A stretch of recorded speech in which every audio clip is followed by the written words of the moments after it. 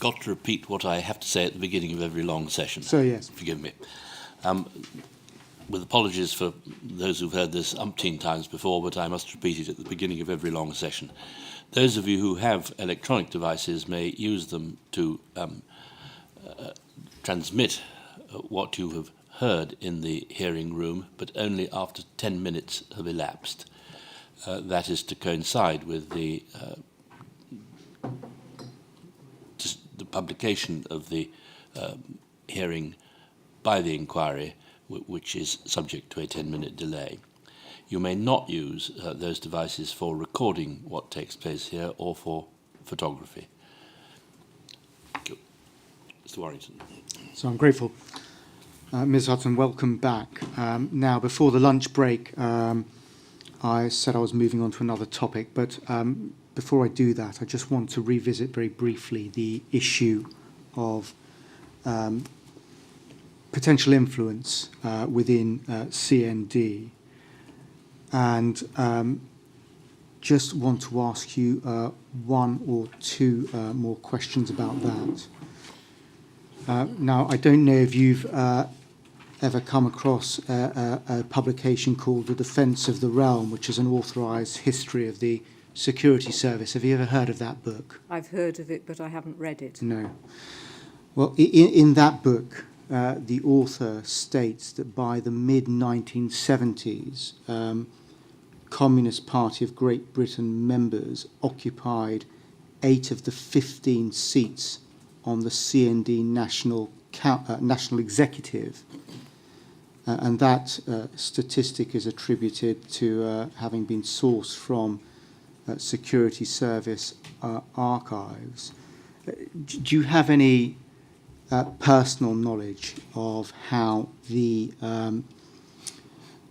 membership of the National Executive was made up in and around the mid-1970s?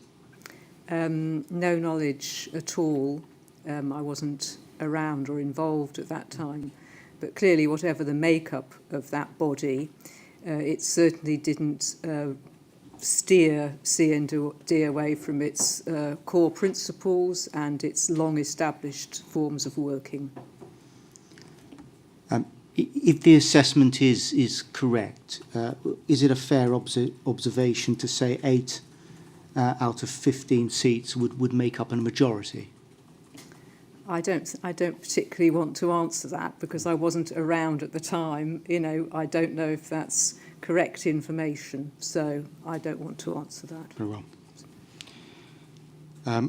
Going to ask for a document to be brought up now, which is UCPI 29299. It's in the hard copy bundle at tab C3, UCPI 29299.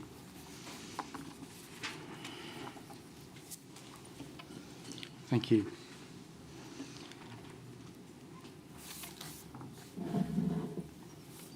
Now, this is a security service document dated the 18th. No, forgive me. I think this is the wrong document.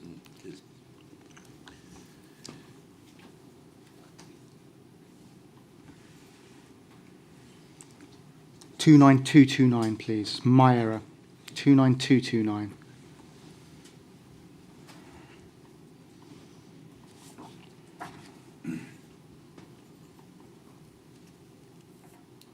Thank you. Security service document, I think I was saying. You can't see on this page, but it's dated the 18th of October 1983. And just looking towards the bottom of that first page, I ought to say actually before that, the document itself is headed Subversive Influences in the Campaign for Nuclear Disarmament, brief for SDS source. And just looking at the bottom of that first page, there's a subheading, National CND. And under that subheading, can we just turn, please, to page 2 of the document?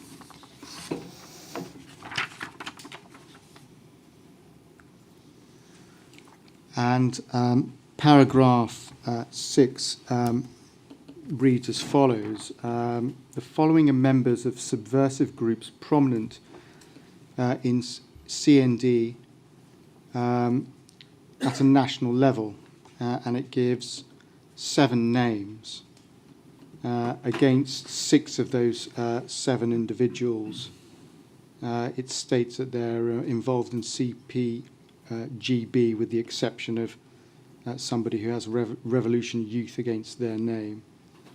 And then, although redacted, we can see that some detail is given about the role of each in CND. Carries on at paragraph 7. I'd be interested in sources' comments on any of the above regarding their role and status in CND. Does source see any evidence that any of the above, particularly the communists, work together at a national level for particular aims within CND? What are their working relationships with other members of the CND leadership? And it goes on to give some names. Document goes on to give some names there. Again, just bearing in mind that this is a document from 1983, do you have any personal knowledge, Ms. Hudson, as to how as to who the prominent figures were at national level within CND at that time? Well, the prominent members were Monsignor Bruce Kent and Joan Ruddock. They were the people who were the public face of CND on the media and at demonstrations and so on. I don't know personally of any of the other senior figures. I would just point out that, as you know, there were 40 or so staff members in the national office. There were dozens, no doubt, on the National Council, and it involved every level. So I think one needs to look at the organisation and its leadership as a whole, rather than singling out a relatively small number of individuals. And you have to look at the work that CND as an organisation was doing and how it was attempting to win public opinion to oppose nuclear weapons and to work to change government policy to bring it into line with international law. Would 7 or so individuals, in your view, and if you can't answer, just say so, but would, in your view, would that be a significant number? I've no idea what it was a subset of, so I'm unable to comment. All right. Thank you. Could we move then, please, to UCPI 19392? 19392. Which should be at B254 of the hard copy bundle.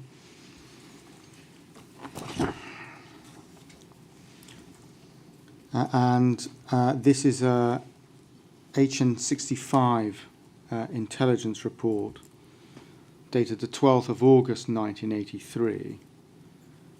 And it deals with what's reported as an takeover or an effective takeover of youth CND by Trotskyist elements. And I just want to read some of this document to you, please. It says as follows: the youth section of the Campaign for Nuclear Disarmament continues to suffer from the influence of Trotskyist elements within its ranks. Following a recent National Youth CND conference where certain radical decisions were taken, the National Executive of CND nullified the entire conference. The reason given was that Youth CND was a subcommittee of National CND, and therefore changes could only be made at the full National CND conference. Despite this constitutional explanation, the real reason was that the Youth Conference had been organised in a very haphazard manner, thereby allowing both overage, i.e. over 21 years, and non-Youth CND members to attend and vote. Accordingly, the conference was flooded by Trotskyists, who succeeded in passing resolutions which placed Youth CND firmly in their hands. Although details of all the resolutions are not yet known, it is certain that one was the raising of the membership age limit to 23 years to facilitate the retention of an older Trotskyist element. The decision by the National CND Executive has obviously incensed the militant elements in Youth CND, who've not taken the decision lying down. An emergency resolution deploring the National Executive's decision and bestowing specialist section status on UCND has been prepared by Peckham CND for debate at CND's National Conference. A copy of the resolution is attached. This emergency resolution was put to the monthly council meeting of London Region CND for support on Sunday the 7th of August 1983. However, London Region CND Council decided to delay voting on the matter until their next meeting in September. In the interim, clarification on the matter will be sought from the National Executive. So we can see from that report that it appears that CND nullified an entire conference as a result of something that occurred, with a countermeasure from those affected being a resolution deploring that decision to nullify. Does it follow that there were occasions when political elements caused problems for the campaign in terms of their influence or their attempts at influence?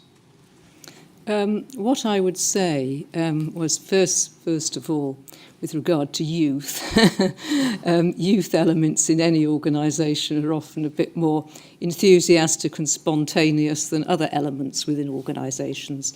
But mostly I would observe that it clearly shows that if there were any issues, CND nationally and CND as an organisation was perfectly well able to deal with any internal issues, ensure that elements, parts of CND complied with agreed national policy and the Constitution and so on.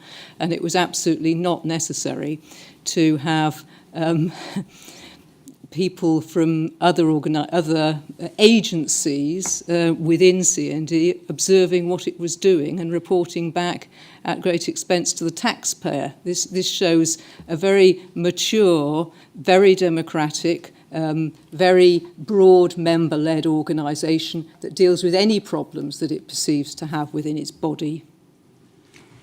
Last document on this subject, please, and this is 20902, UCPI 20902. So I don't think this is in your filleted hard copy bundle, but it should appear on the screen. But it's at tab B312 for anyone following on hard copy. Thank you. It's another John Kerry intelligence report dated the 7th of February 1984. And it's a report about a newly formed Labour CND. I just want to have a brief look at what this says at paragraphs 3 and 4, which read, the formation of this new subgroup follows a defeat at CND National Conference of the hard left within Labour, CND. It is seen by outsiders as an attempt by the hard left to secure a new power base within the Labour Party. Known founder members are Walter Wolfgang, Pat Arrowsmith and some others. Was one of the revolutionary youth ringleaders who were involved in an unsuccessful attempt to take over Youth CND last year, and now appears to have turned his attentions to Labour CND. In addition to being Secretary of London Labour CND, he is Peckham CND's delegate to London Region Council, where he's known for his dogmatic Trotskyist outbursts. Just with a view to those two intelligence reports that we've just looked at. Could such activity, in your view, within CND, have formed any basis for legitimate concern by the security service and, by extension, the Special Demonstration Squad? Absolutely not. And I think part of the problem is that the people who are doing the reporting don't seem to know much about CND and its history, because we're talking about a London Labour CND group, which is likely to be a subset of the National Labour CND group, and two of the known founder members are Walter Wolfgang and Pat Arrowsmith, who both, when they died in the last few years, were vice presidents of CND and had been so for quite a long time. And both Walter Wolfgang and Pat Arrowsmith were organisers of the first Aldermaston March in 1958 and have an impeccable record of furthering the cause of nuclear disarmament. So the idea that they would be unwelcome or strange participants or doing something that wasn't in the interests of CND, that's just a complete misunderstanding on the part of the person who's done this report. I mean, it sounds like they've got some young chap who's trying to get involved. You know, if he was doing anything inappropriate, I'm sure they would come down on him quite hard, to be honest. Can we now move on to John Kerry and Tim Spence and what we've learnt of their roles within CND during their deployments? I'm not going to take you through it unless you think particularly necessary, but John Kerry in his witness statement describes himself as having facilitated discussions of the Hampstead CND group and described himself as a facilitator or chair of the group for approximately 2.5 years. If I could take you, please, to UCPI 29216. That's at C2 of the hard copy bundle.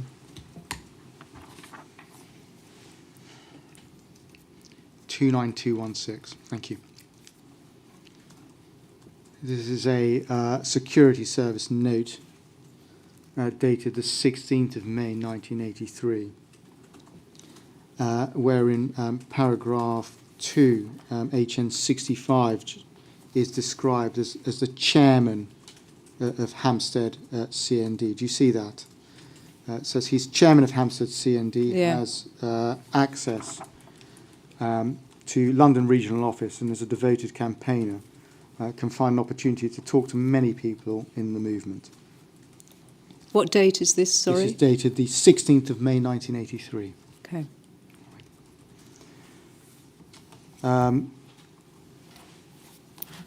Moving on to 18370, UCPI 18370,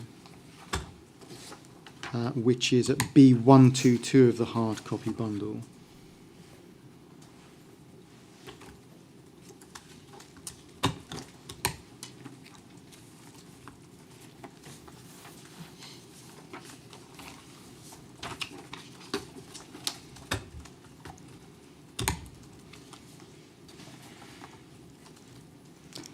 This is a report submitting, it's dated the 25th of June 1982. It's another HN 65 report submitting the minutes of the London Region CND's executive and council meetings held in May 1982. And if we just move to page 4, please.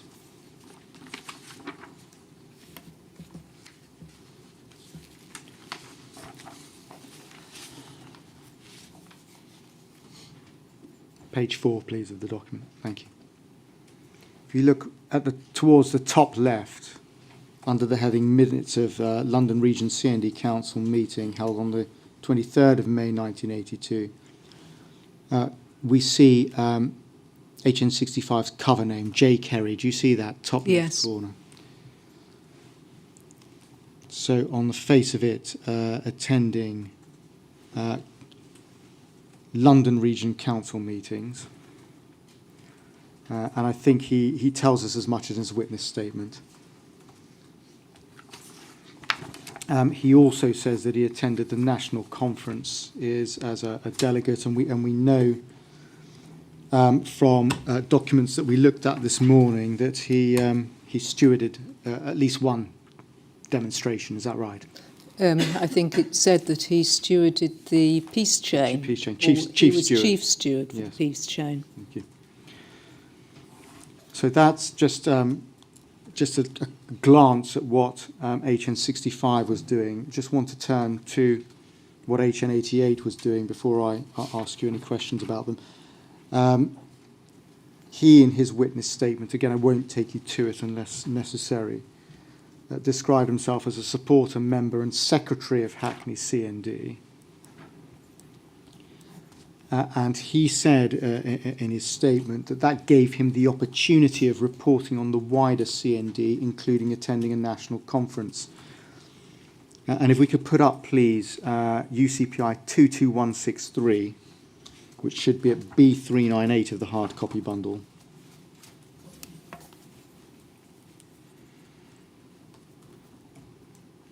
This is reporting attributed to HN88 Tim Spence,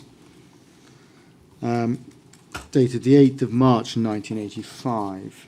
It's an intelligence report about Hackney CND, and we can see it, paragraph 2, just towards the bottom of the paragraph, his cover name, Tim Spence there, recorded as group secretary and a signatory to the group's bank account. Do you see that? Yes. I think he also tells us in his witness statement that he reported on London Region Executive and Council meetings and the CND National Conference. And if we could look, please, now at UCPI 22175, which is at B436 of the hard copy bundle. UCPI 22175.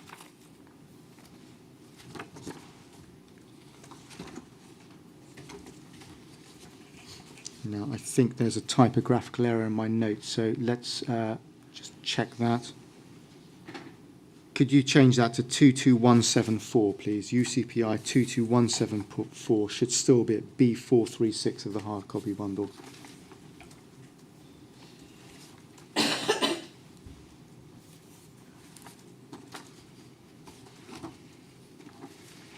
Thank you. And this is an intelligence report, this time of HN88, Tim Spence, submitting copies of the minutes of a Greater London Region CND Council and Executive Committee meetings. And if we could just turn, please, to page 2.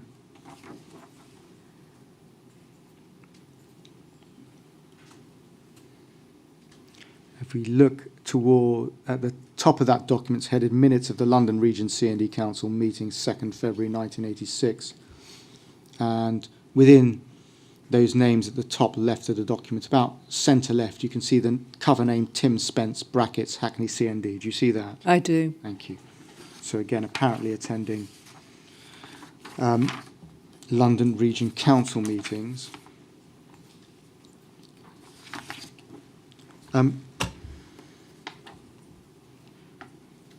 What sort of access would the roles of chairman or secretary have given these two undercover officers across CND?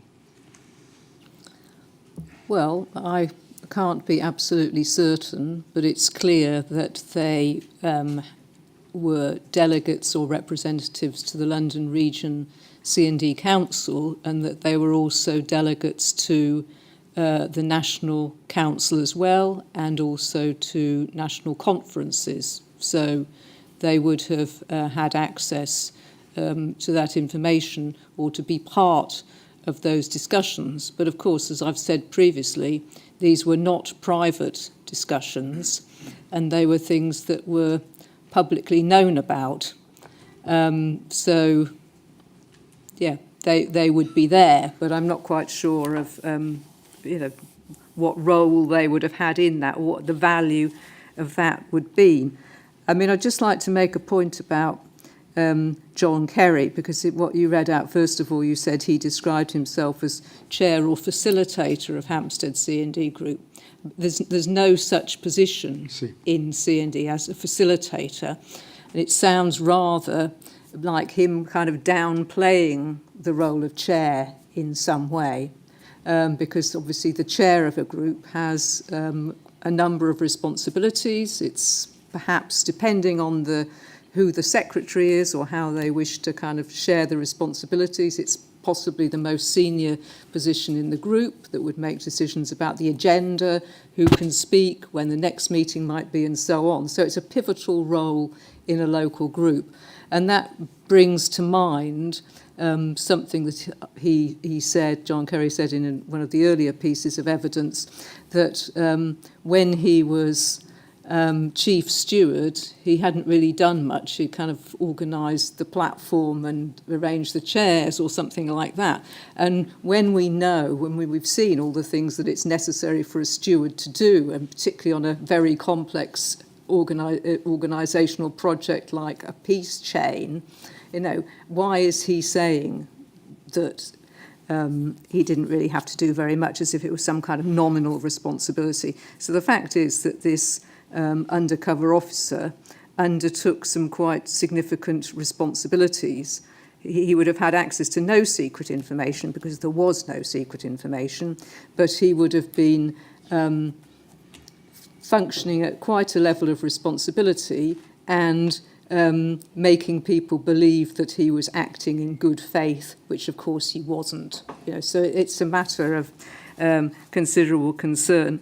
And my other concern, of course, is that some of those things we're looking at, they are dated quite late on, mid to late 1980s, when, of course, we know from earlier evidence that it was concluded prior to the mid-1980s even that CND wasn't such a threat, and that it wasn't the cause for the kind of concern that people might have thought it was. So it again raises the question for me, why were these officers there?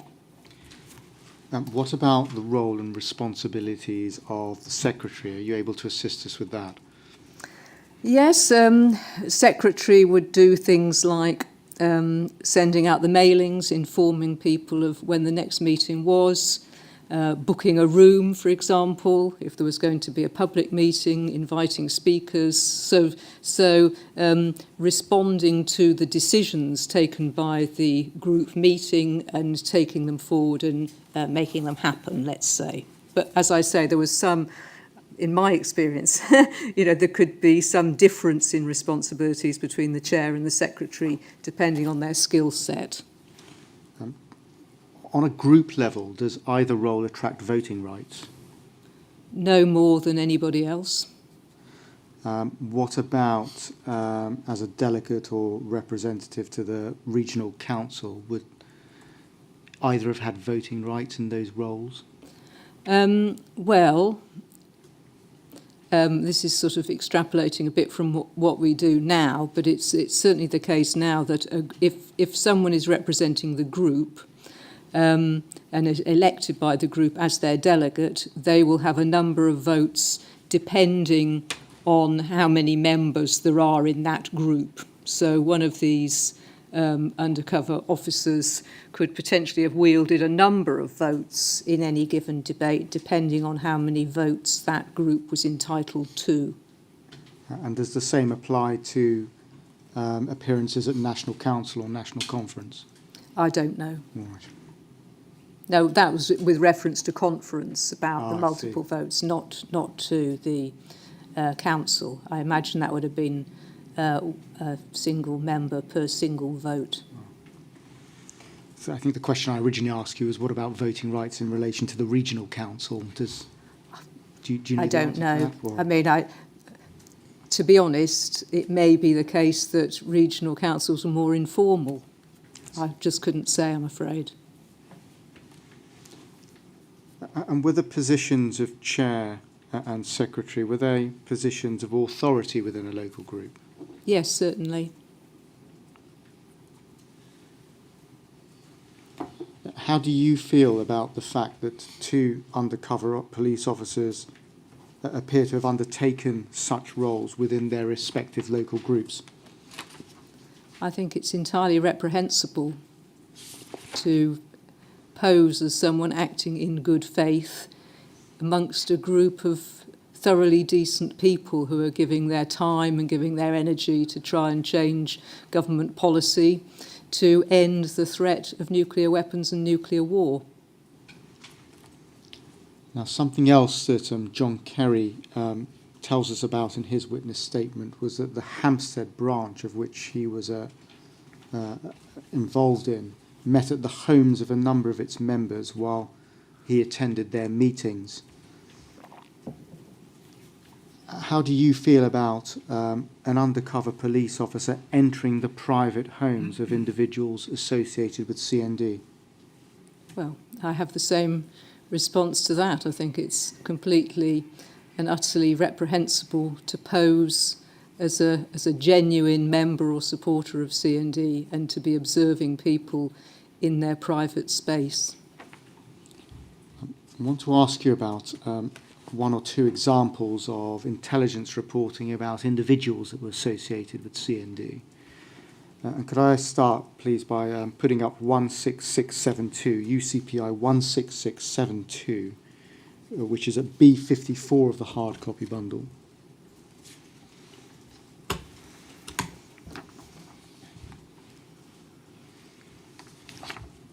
Now, this is an intelligence report of John Kerry dated the 3rd of November 1981. It's about a member of the Woodford and Wanstead CND group and London CND Region Committee. And at paragraph 3 it says this: it is believed that he is unemployed and spends much of his time in the company of someone else of Walthamstow CND, with whom he shares a free and easy sexual relationship and a predilection for smoking marijuana. Did you see that? I do, yes. Thank you.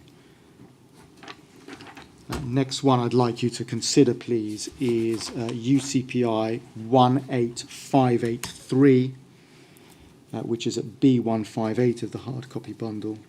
Sorry, would it be possible to go back to that previous one? Absolutely. So I wasn't quite sure if that was an observation on a C&D member. Yes, so 16982.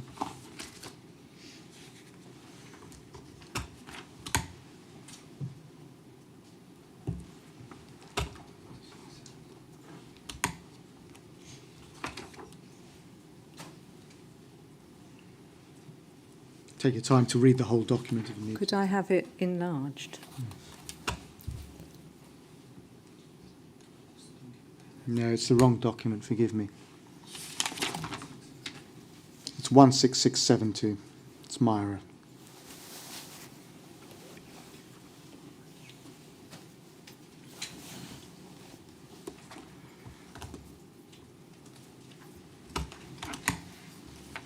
And then, thank you. Thanks.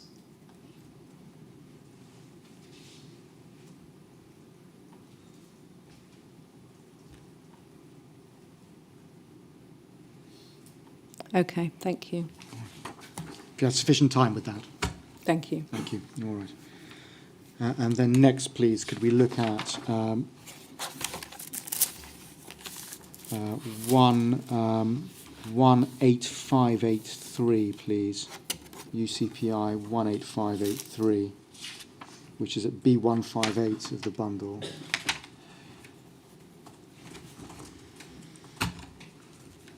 I'm not going to go into this in tremendous detail, but it's another John Kerry attributed intelligence report dated the 27th of August 1982. It's a report about a member of the Hampstead CND, and by all means take as much time as you need to look at it, but I think if we consider the main body of the document, we'll see it includes details of family, including children, domestic arrangements and employment in relation to the individual that's being reported on. Do you see that? Is it possible to have the page blown up, Yes. please? Can we make it any bigger, please?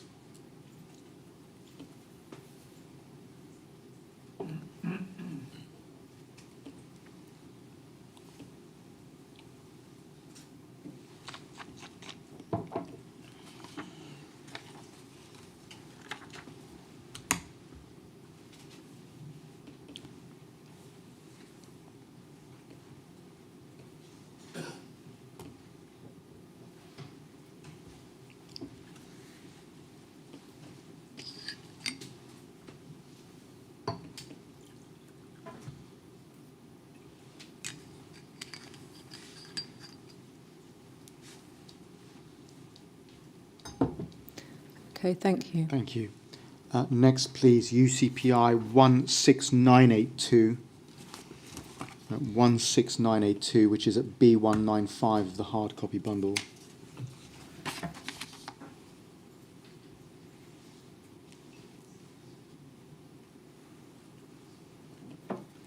This is another intelligence report attributed to HN 65 John Kerry. It's dated the 9th of February 1983. And it's about an individual who was contemplating rejoining Hampstead CND. And the main body of the report concludes this way. He was suspended by Hampstead CND in August 1982 because of his violent and aggressive disposition. Do you see that? I do. And just the final one of these, please, UCPI 20368, which should be at tab B350 of the hard copy bundle.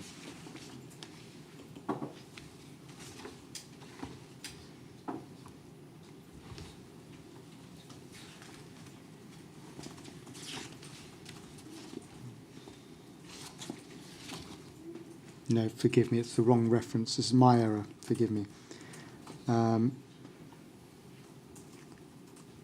No, could we just have that one back up, actually? 20368.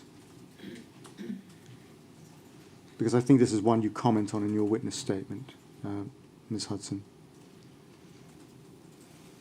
This is an HN65 report dated 31st of July 1984, and I think we can see from paragraph 2 there's information there about a CND employee's marriage to a CND member. Do you see that? I do. Thank you. And then finally this 22177, UCPI 22177.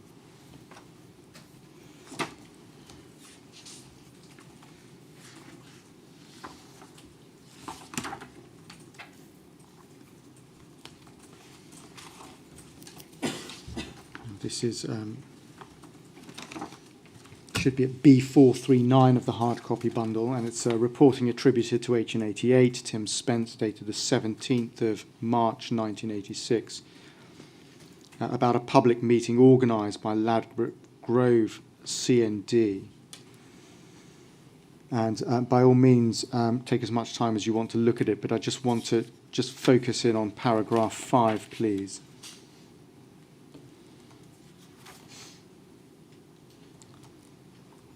Where there is a reference to the sexual orientation of one of the speakers right at the bottom of paragraph 5. A named individual told the woman that there were black gays, evidently referring to herself. This received a round of applause. Do you see that? Yes. Okay. Now, these are examples of reporting by undercover officers on personal and private information. In the course of the material that you've seen and looked at in advance of this hearing, have you seen other examples?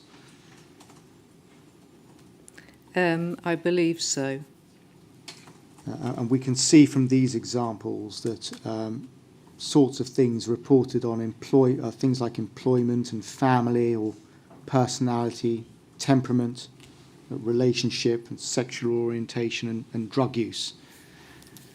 But I don't think that's exhaustive. And can you assist us? There are other reports that contain other details, such as people's phone numbers and their private addresses and their vehicle details and that sort of thing. Bank account numbers. Yes. How do you feel about personal and private information about those associated with CND being recorded in this way?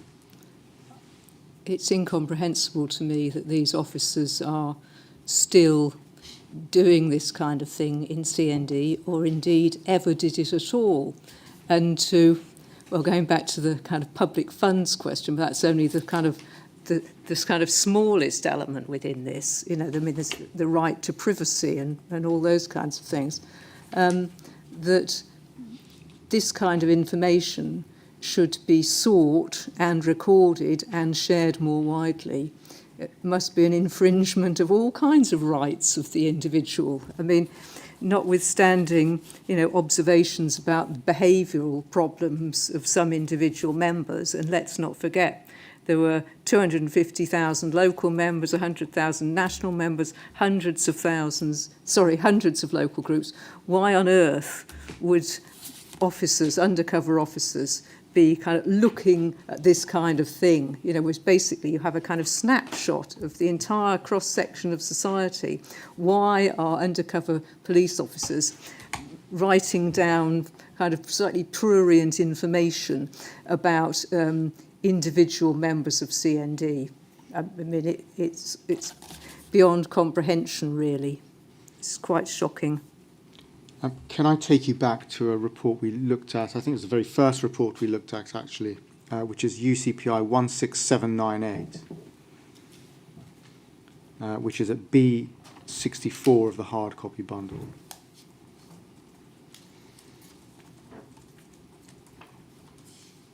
It's 16798. And this is an intelligence report attributed to John Kerry, dated the 30th of November 1981. And I just want to just look at a couple of things it says about a named individual, beginning with paragraph 7, where reference is made to the retiring chairman presenting the conference arrangements, and we can see, if you count 4 lines down, that individual is described in that report as a man deeply enamoured with the sound of his own voice. And the report goes on to describe him at paragraphs 8 and 11 as petulant. Do you see that? Yes. And next, if we could look at UCPI 16836, which is at B179 of the hard copy bundle.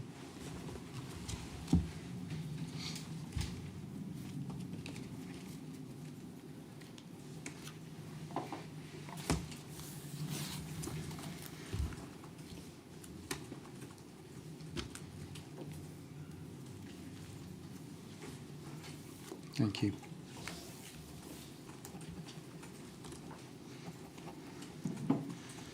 I think this is a report. It ought to be,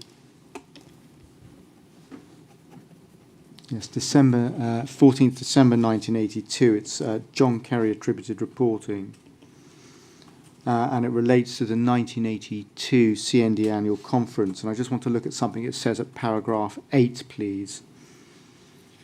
So over the page to paragraph 8.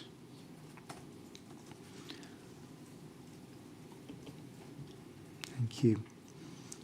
Just below that list of names, it makes reference to the election of a named individual there, and it says of that individual that they were seen generally as a sop to youth C&D and derived more from the glamour image she has been at pains to display rather than any real ability. Do you see that? I do.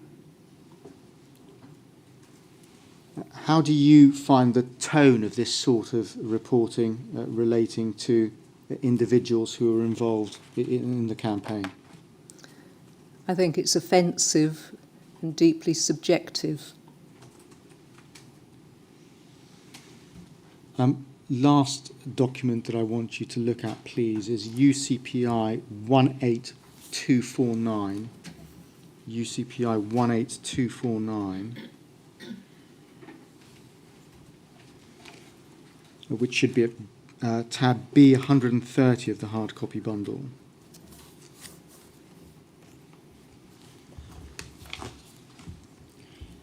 And this is an intelligence report attributed to HN67, who in fact was deployed into the Socialist Workers' Party. It's dated the 7th of June 1982, and we can see from paragraph 2 that it relates to Streatham CND, and that submitted with that report was a contact list for the local group. And could we just have a quick scroll through that list, because there's two or three pages of names we can see. Thank you. So that's the first page. Then over to page 3, please. And then there's some more names and addresses, albeit heavily redacted, at page 4. When it says no trace, what does that mean? I think it means no trace on the system of the So they authorities looking into it. don't have a criminal record or anything like that? There's no trace of them. Mm. Now, what sort of people would appear on a contact list like this? Well, anyone who'd signed up to the local group, come along, wanted to get involved. This was a time when C&D was growing massively, so I assume that's what it is. How do you feel about the fact that an undercover police officer reported on the names of these sorts of individuals in this way? Well, I think it's a bad thing.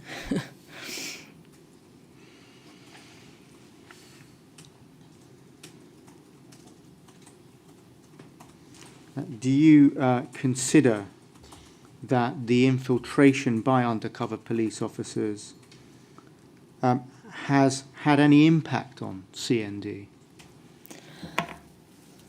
Well, some of the information that I've read in the documents suggest that prior to 1983, there was kind of maybe C&D was being observed and so on. Maybe there was an attempt to limit its media coverage. That's one thing that I read. But that in 1983, the approach changed. Perhaps there was a much more interventionist or surveillance approach, and that information gleaned by the officers for their agencies was used to kind of fuel and underpin a political campaign against CND to try and discredit its democratic right to campaign peacefully to change a part of government policy. Thank you, Ms. Hudson. Those are all the questions I have for you at this stage. Sir, may we take the conventional break at this stage? Yes. What happens now is that anyone who may have questions that they wish you should be asked, approach counsel to the inquiry to put the questions to him. He then considers whether or not to ask them, and if he thinks it right, you'll be asked 1 or 2 more questions. Thank you.